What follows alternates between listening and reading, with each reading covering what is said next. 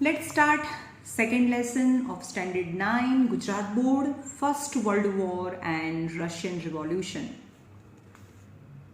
The yearning of Western European countries for expansion of the empire and acquired new territories. એટલે કે western European જે country છે ને, for expansion of the empire, this Western European country wants to expand his empire. એનું જે રાજ્ય છે, એનું જે ટેરેટરીઝ છે, એનું જે એરિયા છે એને વધારવા માટે ટ્રાય કરે છે. એને એક્વાયર યાની ટુ ગેટ વિન કરે છે નવી નવી ટેરેટરીઝને. and resulted in this countries going to Asia and Africa. એટલે કે વેસ્ટર્ન યુરોપિયન કન્ટ્રીઝ છે, વેસ્ટર્ન યુરોપિયન કન્ટ્રીઝ છે એની એ એવું ઈચ્છે છે કે મારું જે રૂલ છે ને એ બહુ બધી કન્ટ્રીઝમાં હોય. સો એ ક્યાં ગઈ? ઇન્ડિયા અને આફ્રિકાની અંદર. ચલો અહીંયા બતાવું. આ વેસ્ટર્ન યુરોપિયન કન્ટ્રી છે, આ છે આખું એશિયા. એશિયામાં આ પાર્ટ છે યુરોપ. તો યુરોપ છે એની ટેરેટરીઝને વધારવા માટે ક્યાં ગઈ? આફ્રિકા અને ઇન્ડિયામાં આવી. Right. They are established their colonies and expanded their rule. હવે જેને એશિયા, જે યુરોપિયન કન્ટ્રી છે, બ્રિટિશ છે, એ લોકોએ ઇન્ડિયા અને એશિયામાં આવીને એની કોલોનીઝ છે એ એસ્ટાબ્લિશ્ડ કરી and expanded their rule. Consequently, there arose a competition between European nations to establish the colonies. કારણ કે યુરોપની અંદર બી બહુ બધા નેશન્સ છે અહીંયા. રાઈટ. આવા બહુ બધા નાના નાના નેશન્સ દેખાય છે તમને યુરોપની અંદર. તો યુરોપના જે નેશન્સ છે એની અંદર કોમ્પિટિશન થઈ કે ભાઈ આ નેશન છે આફ્રિકામાં કોલોની બનાવે છે, તો હું પણ આફ્રિકા અને ઇન્ડિયામાં જઈને મારી કોલોની બનાવું, મારું રૂલ બી ત્યાં એસ્ટાબ્લિશ કરું. સો જે યુરોપિયન કન્ટ્રી છે એ લોકોની અંદર એક કોમ્પિટિશન થવા લાગી for the establishment of the rule over Africa and India. This greed એટલે લાલચ, for the colonization among the Western European nation caused the economic, social and cultural ruin of Asia and African countries. એટલે કે આ જે western European countries છે એ western European કન્ટ્રીની grid છે, એ લોકોને લાલચ છે કે એ આફ્રિકા અને ઇન્ડિયા આવીને એની કોલોની એસ્ટાબ્લિશ કરે. દસ રિઝલ્ટ ઇન ટુ રૂઇન થઈ ગયું. ઇન્ડિયા આખું બરબાદ થઈ ગયું. એ લોકોએ ઇન્ડિયા જે આપણી ઇન્ડિયાને સોને કી ચિડિયા કહેતા હતા, એવી રીતે ઇન્ડિયા અને આફ્રિકાને જે વેસ્ટર્ન યુરોપિયન કન્ટ્રીઝ છે એ લોકોની અંદર કોમ્પિટિશનના લીધે ઇન્ડિયા અને આફ્રિકા છે રૂઇન થઈ ગયું.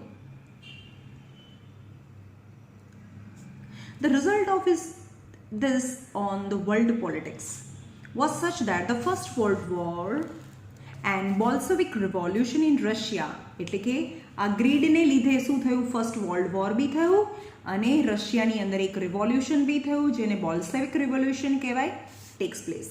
Let's dear student, let's study about in detail. હવે western European and colonialism in Asia and Africa, એટલે કે યુરોપના જે વેસ્ટર્ન યુરોપની જે કન્ટ્રી છે એ લોકોએ ઇન્ડિયા અને આફ્રિકામાં આવીને એની કોલોનીઝ મતલબ એ લોકો અહીંયા આવીને રહેવા લાગ્યા, એમનું બિઝનેસ કરવા લાગ્યા, એને કોલોનિઝમ્સ કહેવાય. Western European countries wanted to expand their empire in Asia and Africa. એટલે કે આ જે વેસ્ટર્ન યુરોપિયન કન્ટ્રી છે એમણે એનું એમ્પાયર છે આ પૂરું એશિયા અને આફ્રિકાની અંદર એ લોકોએ એક્સપાન્ડ કરવું હતું. આ વેસ્ટર્ન યુરોપિયન કન્ટ્રી છે, આ વેસ્ટર્ન યુરોપિયન કન્ટ્રી. આ જો વિચારો કેટલું નાનો પાર્ટ છે જેમાં બ્રિટિશર્સ છે લોકો રહે, એ લોકોએ પૂરી દુનિયા પર રાજ કર્યું છે. એટલે અમેરિકા, આ નોર્થ અમેરિકા, આ south America, Africa and Asia બધા પર એણે રૂલ કર્યું છે. Their greed for colonization did not spare even their neighboring country. એના જે નેબરિંગ કન્ટ્રી છે ને, યુરોપની નેબરિંગ કન્ટ્રી છે, એ લોકોને બી સ્પેર નથી કર્યું. સ્પેન ક્યાં છે? યુરોપની અંદર છે. તો યુરોપની અંદર જે સ્પેન છે, અહીંયા દેખાતું નથી, યુરોપની અંદર જે સ્પેન છે had take control over Netherland, Belgium and Luxembourg. જે બેલ્જિયમ છે ને, સ્પેન છે એની આજુબાજુની જ કન્ટ્રી છે નેધરલેન્ડ, એ પણ યુરોપમાં છે. બેલ્જિયમ એટલે કે સપોઝ અહીંયા કોઈ સ્પેન હોય તો સ્પેને એની આજુબાજુની જે કન્ટ્રી છે એને બી કેપ્ચર કરી લીધી. Netherlands, Belgium and Luxembourg. Later on, some of these provinces were occupied by France.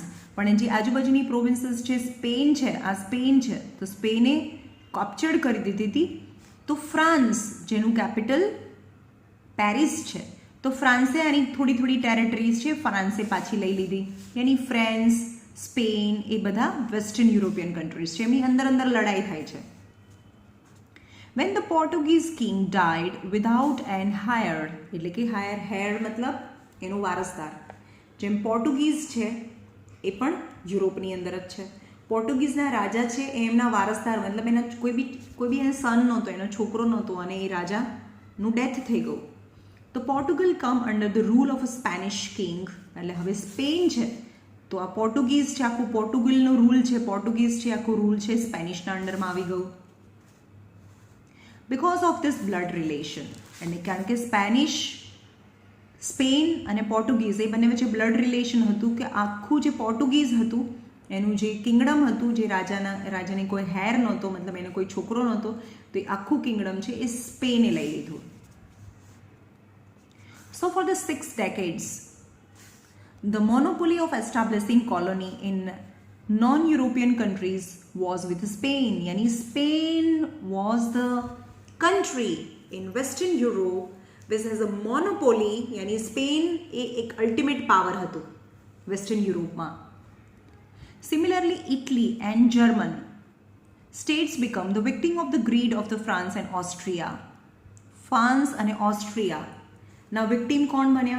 એટલે ફ્રાન્સ છે એ અલ્ટિમેટ પાવરમાં નહોતું, સ્પેન એ અલ્ટિમેટ પાવરમાં હતું, પણ ફ્રાન્સે શું જીતી લીધું?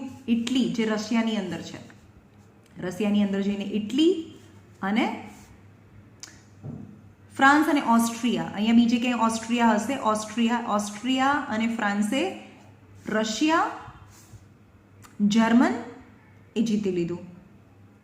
When the European power were tightened their grip over Asia and African nation, many of the European nations which had become free, એટલે કે જ્યારે આ વેસ્ટર્ન યુરોપિયન કન્ટ્રી છે એણે એની જે ગ્રીપ છે ટાઈટ કરી આફ્રિકા અને ઇન્ડિયામાં, ત્યારે એની જે વેસ્ટર્ન યુરોપિયન કન્ટ્રી છે એ ફ્રી થવા લાગી under from the control of Britishers, બ્રિટિશના પાવરમાંથી. તમને ખબર છે બ્રિટિશરે, કારણ કે સ્પેન છે એની આજુબાજુની કન્ટ્રી જીતી લીધી હતી, એ ધીમે ધીમે ફ્રી થવા લાગી.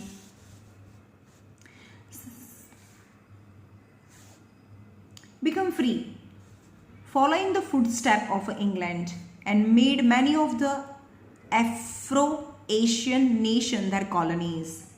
અને જે ફ્રી થઈ ગઈ ને ઇંગ્લેન્ડની અંદર જે પણ કન્ટ્રી એ ફ્રી થઈ ગઈ ને એ ફૂટસ્ટેપ ઓફ ઇંગ્લેન્ડ, કારણ કે ઇંગ્લેન્ડ છે ને એ મહાસત્તા હતી, ઇંગ્લેન્ડે બધા પર રૂલ કરેલું હતું અને ઇંગ્લેન્ડના પંજામાંથી જે કન્ટ્રી છે એ ફ્રી થઈ ગઈ એ ઇંગ્લેન્ડના ફૂટપ્રિન્ટ ઉપર ચાલવા લાગી અને આફ્રિકા અને એશિયાની જે નેશન્સ છે એને ત્યાં આગળ જઈને એને કોલોનીઝ એસ્ટાબ્લિશ કરવા લાગી. કોલોનિયાલિઝમ ઇન એશિયા, એશિયાની અંદર કોલોનીઝ કઈ કઈ જગ્યાએ થઈ? After strengthening the grip over India, ઇન્ડિયાની અંદર તો પૂરું ગ્રીપ છે એ ઇંગ્લેન્ડે લઈ લીધું હતું, પૂરું ઇન્ડિયા ઇંગ્લેન્ડના અંડરમાં હતું. Expanded that empire in Sri Lanka, Myanmar, Singapore, એટલે કે અહીંયા સિંગાપુર, મ્યાનમાર, બરાબર, એ જગ્યાએ એને એક્સપાન્ડ કર્યું. England entered the China also, અને ઇંગ્લેન્ડ એ ચાઇનાની અંદર પણ એન્ટર થઈ ગયું. ઇન્ડિયામાંથી નીચે શ્રીલંકા, મ્યાનમાર, સિંગાપુર અને ચાઇના, આ બધી જગ્યાએ ઇંગ્લેન્ડ છે પહોંચી ગયું. But due to the opium trade between the England and China, there were wars which came to be known as the Opium War. એટલે કે જે બ્રિટિશર્સ છે ઇન્ડિયામાંથી ચાઇનામાં ગયું અને ચાઇનાની અંદર બ્રિટિશર્સ અને ચાઇના વચ્ચે વોર થયા બિકોઝ ઓફ ધ ઓપિયમ. ઓપિયમ એટલે એક જાતનું નશાવાળી વસ્તુ છે કે જે ખાઈએ ને તો આપણે નશો થાય. પણ પહેલાંના જમાનામાં રાજા છે અથવા તો જે મોટા હાઈ ક્લાસના લોકો છે ઓપિયમ છે કન્ઝ્યુમ કરતા હતા, લાઈક વાઇન જેવી રીતે કન્ઝ્યુમ કેવી રીતે એવી રીતે ઓપિયમ બી કન્ઝ્યુમ કરતા હતા. એટલે કે ચાઇના અને બ્રિટિશર્સ વચ્ચે વોર થયા, that is known as a opium war. China lost this war and thereby lost 5 of its port to England. અને પછી ચાઇના અને બ્રિટિશર્સ વચ્ચે વોર થયા, એમાં ચાઇના હારી ગયું અને એના જે 5 જે પોર્ટ છે, જે સી કોસ્ટથી જ્યાંથી બિઝનેસ થતો હોય એને પોર્ટ કહેવાય, એ 5 પોર્ટ છે એ કોના અંડરમાં આવી ગયા? બ્રિટિશર્સના અંડરમાં આવી ગયા. And thus expanded their empire. એટલે હવે 5 પોર્ટ ઇંગ્લેન્ડ પાસે આવી ગયા, એટલે કે ઇંગ્લેન્ડે એનું જે આ એમ્પાયર છે એક્સપાન્ડ કર્યું ચાઇનાની અંદર. Taking the advantage of China's weakness, Japan, Russia, Germany, France, Belgium and America also acquired trade and political rights. એટલે હવે ચાઇના તો વીક થઈ ગયું, એટલે વીક છે તો બધા એનો ફાયદો ઉઠાવવા લાગ્યા. ફ્રાન્સ આવી ગયું, અમેરિકા આવી ગયું, પછી અહીંયાથી જાપાન આવી ગયું, બરાબર. અલગ અલગ કન્ટ્રીઝ અહીંયા ચાઇનામાં આવીને એ લોકોએ એને અહીંયા આગળ એની પાવર છે એસ્ટાબ્લિશ કરવા લાગી. Now enormous oil resources in the desert region of West Asia. આ એશિયા છે એની વેસ્ટ આગળ તમને ખબર હોય તો અહીંયા આગળ શું છે? કુવેત છે. ઇન્ડિયાની બિલકુલ અહીંયા ઉપર જઈએ એટલે કુવેત આવે જ્યાં ઓઇલ છે, ઓઇલ રિઝર્વ્સ છે, જેને આપણે અથવા તો આપણે એમ કહીએ કે બધા ફરવા જાય છે ને, અત્યારે નહીં યાદ આવે. ઓઇલ રિઝર્વ્સ છે એટલે કે Iran, Iraq, Kuwait, Saudi Arabia and Bahrain and made effort to take care of their on interest. એટલે કે અહીંયા બધી નેશન્સ આવી ગઈ ને, અમેરિકાએ એની કોલોની એસ્ટાબ્લિશ કરી, જાપાને કરી, બધાએ, અને બ્રિટિશર્સે તો કરી જ છે. હવે એ લોકો ક્યાં ગયા? અહીંયા ઓઇલ રિઝર્વ્સ છે એટલે બધાની નજર ક્યાં છે? ઓઇલ ઉપર છે. દેટ ઇઝ એના વેસ્ટર્ન પાર્ટ ઓફ એશિયા. એશિયાના વેસ્ટ પાર્ટમાં જે કન્ટ્રીઝ છે, જેને આપણે સાઉદી અરેબિયા કહીએ, ત્યાં આજે પણ બહુ બધું ઓઇલ નીકળે છે. તો બધા પોતપોતાના ઇન્ટરેસ્ટને લીધે, પોતપોતાનો ફાયદો થાય એ રીતે, એ માટે એ ઓઇલ રિઝર્વ્સ છે એને કેપ્ચર કરવાની ટ્રાય કરવા લાગ્યા. નાઉ કોલોનિયાલિઝમ ઇન આફ્રિકા. હવે આફ્રિકાની અંદર પી લોકો ગયા colonialism in Africa. The Dutch established its colony for the first time in 15th century in South Africa. પહેલાં કોણ ગયું? ડચ પીપલ ગયા. બધા કયા છે ભાઈ? બધા યુરોપિયન છે આ. After that, England and France established their colonies in Cape and Algeria. એટલે અહીંયા અલ્જેરિયા અહીંયા આવે, અલ્જેરિયા એન્ડ કેપ રિજનમાં. પહેલાં સાઉથ આફ્રિકામાં કોણ ગયા? સાઉથ આફ્રિકામાં ડચ પીપલ ગયા. અને એના પછી England and France established the colonies in Cape and Algeria in North Africa. એને અહીંયા આ નોર્થ આફ્રિકા કહેવાય, અલ્જેરિયા એન્ડ કેપ. અહીંયા દેખાતું નથી, બહુ લાઇટ રાઇટિંગ છે, right.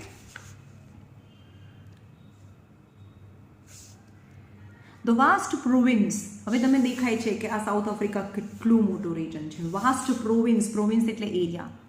Africa seems quite suitable for acquiring raw material and selling ready product post-industrial revolution. એટલે કે ઇન્ડસ્ટ્રીયલ રિવોલ્યુશન પહેલાંની વાત છે કે લોકો સાઉથ આફ્રિકામાંથી રો મટીરિયલ લે અને બનાવીને વસ્તુને ઊંચા ભાવે વેચી દેતા હતા આફ્રિકાની અંદર. એટલે કે આફ્રિકાની પીપલ તો ગરીબ થઈ જાય.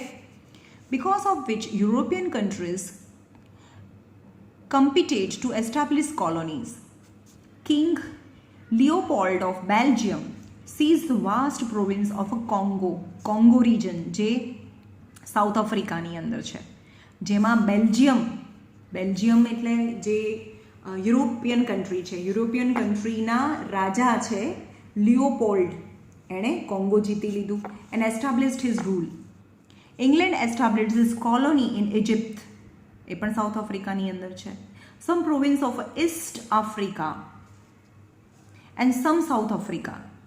એટલે કે ઇંગ્લેન્ડે એસ્ટાબ્લિશ કરી એની કોલોનીઝ ઇજિપ્તની અંદર. સમ ઈસ્ટર્ન આફ્રિકા એટલે કે આ ઈસ્ટર્ન આફ્રિકા કહેવાય, આ વેસ્ટર્ન આફ્રિકા કહેવાય કે સમ ઈસ્ટર્ન આફ્રિકા એન્ડ સાઉથ આફ્રિકાની અંદર બ્રિટિશર્સ લોકોએ એની પ્રોવિન્સની અંદર કોલોનીઝ છે સ્ટાર્ટ કરી.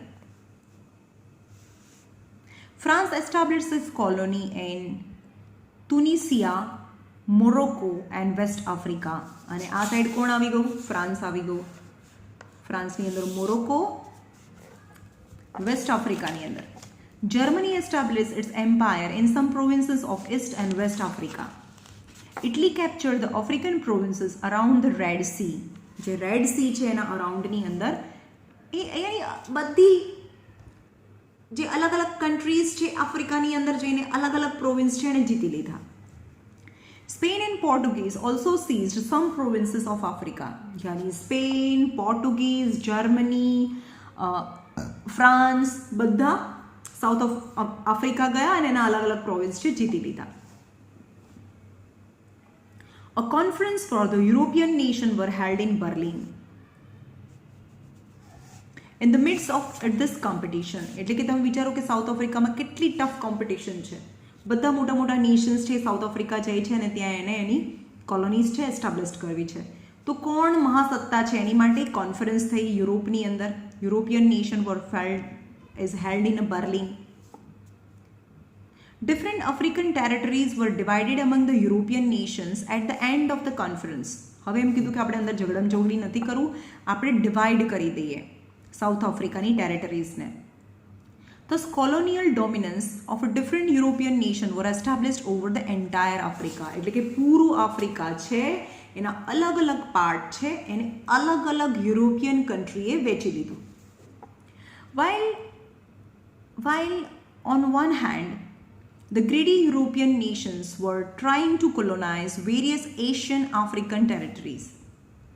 On the other hand, Germany and Italy had completed the process of its respective political unification.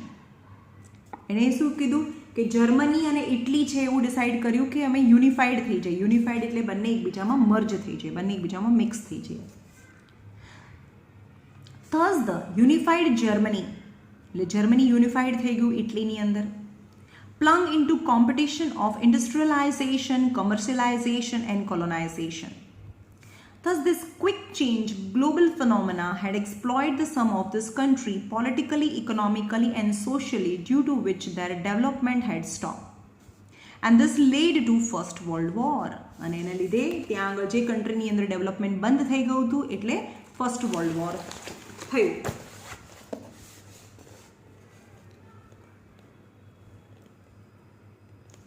Factors that caused the First World War. First World war થવાના factor કયા હતા, એના reasons કયા હતા?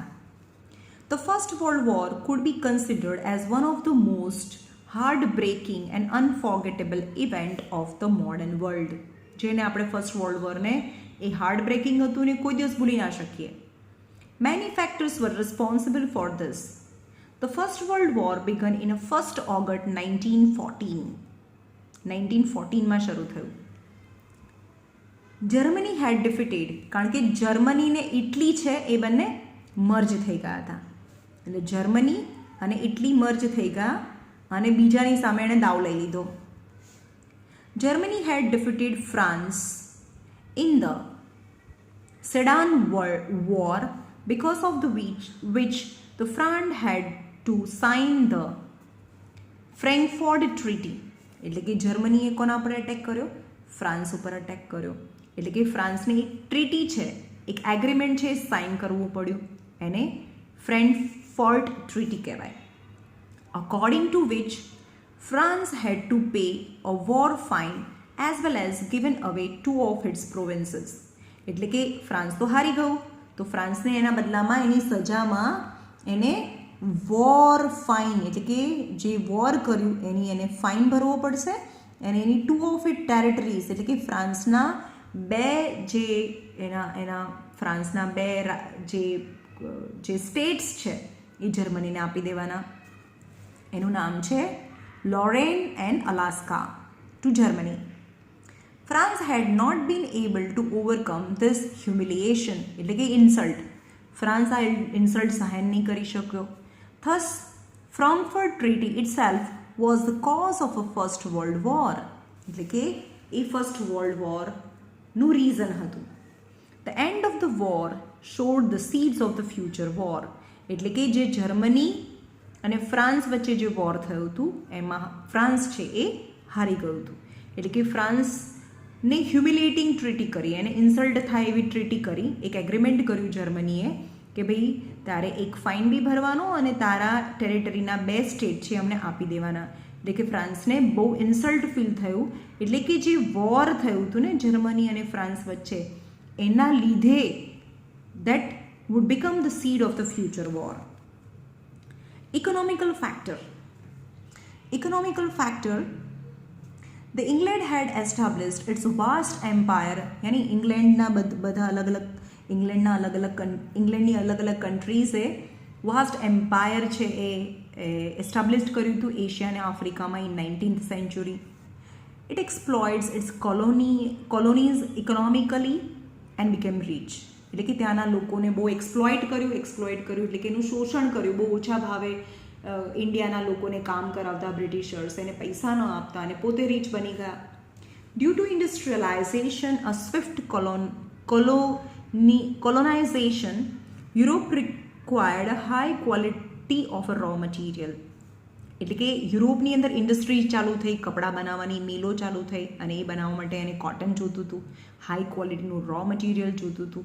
In the last quarter of the 19th century, એટલે કે 1875 પછીની વાત છે, Germany had started the competition to produce the market in Asia and Africa.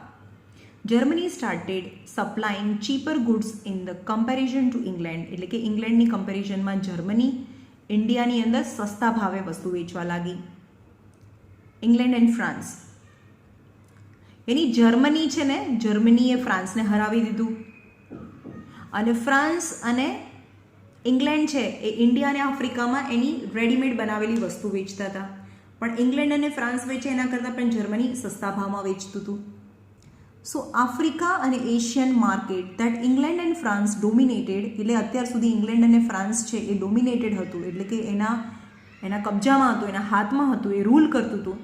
Var broken by the Germany. એટલે જર્મનીએ, જેમ ઇન્ડિયામાં અત્યારે ચાઇનાએ ઇન્ડિયાનું માર્કેટ કેમ તોડી નાખ્યું છે, બહુ સસ્તા ભાવે ચાઇના વસ્તુ આપે તો ઇન્ડિયન પ્રોડક્ટ કોણ ખરીદે? સેમ એઝ ઇંગ્લેન્ડ અને ફ્રાન્સનું જે ડોમિનેશન હતું એનું માર્કેટ ચાલતું હતું, હવે જર્મનીએ તોડી નાખ્યું. Consequently, there was an intense economical competition between Germany and England. Militarism. Military force were necessary and important for the competition that European nations got into for expansion. એટલે કે કોમ્પિટિશન થવા લાગી કોની વચ્ચે? જર્મની અને ઇંગ્લેન્ડ વચ્ચે, right? હવે એક સાઈડ જર્મની છે ને બીજી સાઈડ જુઓ ને ઇંગ્લેન્ડ છે, ફ્રાન્સ છે. જર્મની બહુ આગળ છે, મતલબ જર્મની અત્યારે કેમ ચાઇના છે એવી રીતે ત્યારે જર્મની હતું. તો શું કહે છે કે બધા માટે એક મિલિટરી ફોર્સ રાખવાનું બહુ જરૂરી હતું. Got into expansion.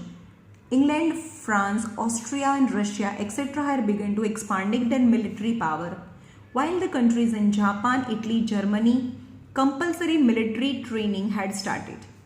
જર્મનીની અંદર કમ્પલસરી બધા જ ઘરમાંથી બધા લોકોએ આર્મીની અંદર જોઈન થવાનું. Production of weapon was increased under the pretext of a self defence. Pretext એટલે બહાનું.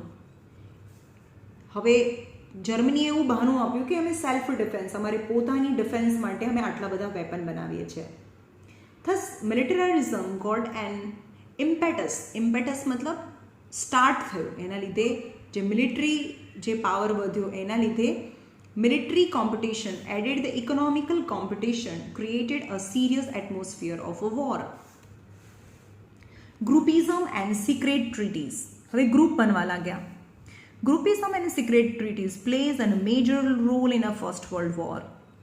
The world were divided into two groups. એક સાઈડ જર્મની છે અને ઓબ્વિયસલી એક સાઈડ જર્મની છે અને એની સામેની સાઈડ ફ્રાન્સ હશે, right? The First World War. On one side of the group, Germany, Austria, Hungary, Bulgaria and Turkey, while on the other side, England, France, Russia and Japan. એટલે એક side Germany, main battle કોની વચ્ચે થયું કહેવાય? Germany અને France વચ્ચે થયું એમ કહેવાય તો બી ચાલે.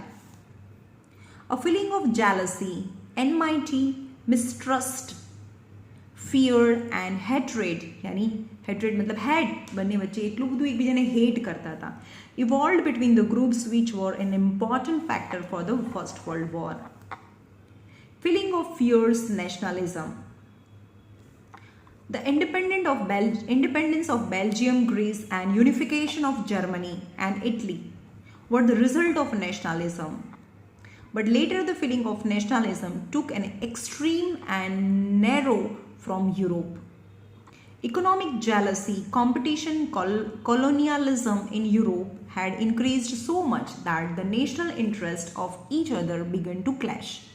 એટલે કે બે અલગ અલગ કે જેમ ઇન્ડિયા અને પાકિસ્તાન છે તો એક નેશનલ ઇન્ટરેસ્ટની વાત આવે કે ભાઈ ઇન્ડિયા માટે તો હું મરી જઈશ, પણ અંદર ઇન્ડિયામાં અંદર બી ઝઘડા કરીને લોકો મરી જાય છે તો એ નેશનલ ઇન્ટરેસ્ટ ના કહેવાય. પણ પાકિસ્તાન આપણી સામે છે તો એને આપણે મરવા તૈયાર છીએ તો નેશનલ ઇન્ટરેસ્ટ થયો કહેવાય.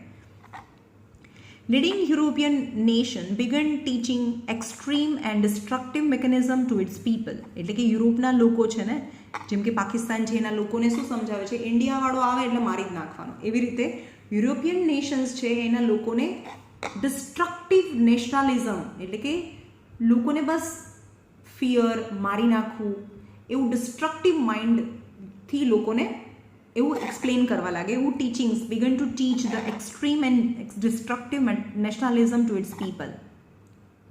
Love for own nation and hatred for the other nation were encouraged. The German chief, Kaiser William, was the other originator of the nationalism and colonialism. He was overambitious and believed in a world leadership. એટલે કે જર્મનીનો જે king હતો ને એને વર્લ્ડની leadership જોતી હતી, આખી દુનિયામાં મારો પાવર હોય એવું એને હતું. He wanted to get things done according to of his will with the help of his grand military power. એટલે કે જર્મની પાસે બહુ મિલિટરી પાવર હતો, બહુ મોટો, એટલે એવું ઈચ્છતો હતો કે આખી દુનિયામાં હું વિશ કરું એવું જ બધું થાય. This feeling of a war spread across the nation as in Germany, and this had resulted in the First World War. Role of newspaper. The newspaper of the European nations aroused so much of hatred among the people.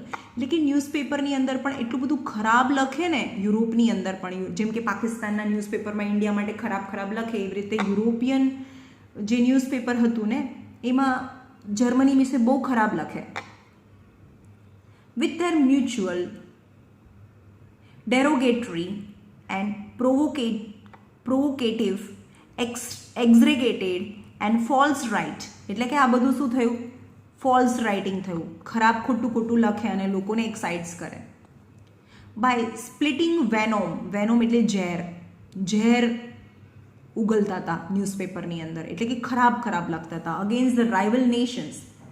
That rules of the perspective nation could not even make effort to establish the peace and harmony. એટલે કે એને લીધે piece અને harmony છે એ establish થઈ જ નહીં Britishers વચ્ચે, મતલબ યુરોપિયન કન્ટ્રી અને જર્મની વચ્ચે. Philosophy about war. હવે વોર વિશેની ફિલોસોફી, એના થિંકિંગ કેવા હતા. The policy of a war is welfare took root in Europe. યુરોપની અંદર વોર એટલે આપણે આપણા સારા માટે વોર કરીએ છીએ એમ. વોર ઇઝ વેલફેર એટલે કે વોર કરીશું ને તો લોકોનું સારું થશે, એવું યુરોપિયનના રૂટમાં હતું. The German writer Treitschke published the maxims like only the might deserve to live. Might મતલબ જે માઇટ છે, માઇટ મતલબ જે પાવરફુલ છે ને એ જ ડિઝર્વ કરે છે જીવતા માટે, જે વીક છે એને મરી જવું જોઈએ. War alone is the national need, એટલે કે વોર જ નીડ છે આજે. Nietzsche, in a German writer, expressed war as a sacred work. Sacred એટલે holy work. આપ જેમ કે પૂજા કરીએ ને એને sacred કહેવાય. So these were the philosophy that prevailed at that time. The Prince of Austria and his wife were assassinated by being shot by a number of Serbian terrorists. એટલે કે ઓસ્ટ્રિયા છે ને, ઓસ્ટ્રિયાનો રાજા અને એની વાઇફ છે ને અસેસિનેટેડ એટલે એને કિલ કરી નાખ્યા, ખૂન કરી નાખ્યો. અસેસિનેટેડનો સ્પેલિંગ જોયું, ASS in ASS in SSN. Siberian terrorist organised and black hand, એટલે કે એ સાઇબેરિયન ટુરિસ્ટ છે એ કયા ઓર્ગેનાઇઝેશનનો પાર્ટ હતો? Black hand. Austria blame Serbia for the involvement in the act and gave an ultimatum to hand over the culprit of Austria within 48 hours. એટલે કે જે ઓસ્ટ્રિયા છે એને સર્બિયાને એવું ઓર્ડર કરી દીધો કે જે કોઈએ અમારા રાજા અને મતલબ પ્રિન્સ અને એની વાઇફનું જે અસેસિનેશન કર્યું છે એને ખૂન કરી નાખ્યું છે એને 48 અવર્સમાં અમને હેન્ડ ઓવર કરી નાખો. But Serbia declare its ignorance in the matter. અમને ખબર જ નથી કોણ છે, તમે અમારી વાત કરો છો, પાકિસ્તાનની જેમ વાત કરે. Without listening to anything from Serbia, એટલે સર્બિયાએ કોઈ આન્સર ના આપ્યો બરોબર. So Austria declare war on Serbia, એટલે કે ઓસ્ટ્રિયાએ સર્બિયા ઉપર વોર ડિક્લેર કર્યો. This First World War had begin with this, એટલે કે એનું ઇમરજન્સી રીઝન શું હતું? જેમ સર્બિયા છે એણે ઓસ્ટ્રિયાના પ્રિન્સ અને એની વાઇફનું અસેસિનેશન કરી નાખ્યું. That was the emergency reason four the First World war. Okay, અહીંયા રાખીએ.